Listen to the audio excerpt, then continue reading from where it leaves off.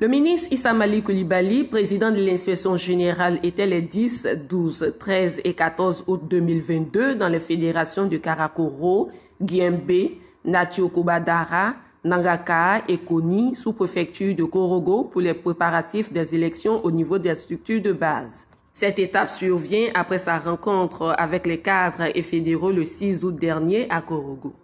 Lors des différentes visites, le ministre a exhorté les fédéraux à continuer l'adhésion des militants en mettant surtout l'accent sur la carte nationale d'identité. Bien avant cela, il a rendu un hommage le 8 août à la tête d'une délégation à Pleuro, une localité située dans la sous-préfecture de Dikodougou et village natal de feu le professeur Jacques Silué, ex-membre du comité central de l'ancien parti. Le ministre y était pour rendre hommage à ce grand serviteur de la nation, décédé alors qu'il était encore en exil.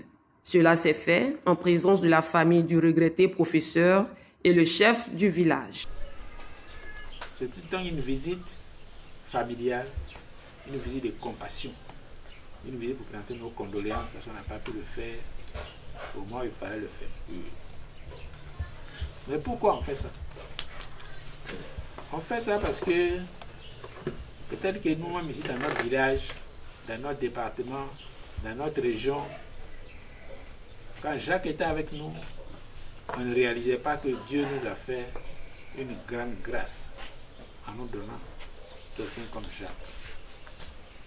Au plan politique, si on parle hier du FPI dans le Nord et à Dikodougou en particulier, c'est Jacques et sa femme qui ont suivi le président Babou depuis 1989 et qui n'ont pas failli jusqu'à ce qu'il lui parte et sa femme continue le combat. Je voulais simplement dire à nos parents du village que Dieu nous a fait grâce en donnant à ce village de Pleuro, en donnant à ce département de Dikodougou, en donnant au nord de la Côte d'Ivoire et à la Côte d'Ivoire quelqu'un comme Jacques. C'est vraiment une très très grande perte pour nous tous.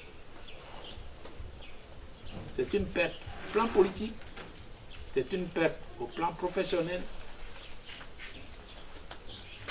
c'est une perte au plan humain, bien entendu. Absente pour raisons professionnelles, la veuve de Silué Jacques a tenu à traduire toute sa reconnaissance au président Laurent Gbagbo et à la délégation du ministre qui ne cesse de lui apporter réconfort et soutien depuis la disparition de son époux. Elle a rappelé aux visiteurs que son époux faisait la politique sans vengeance et dans la convivialité. Le développement de Dikodougou était l'une de ses priorités. Pour finir, elle promet continuer le combat pour le parti à Dikodougou.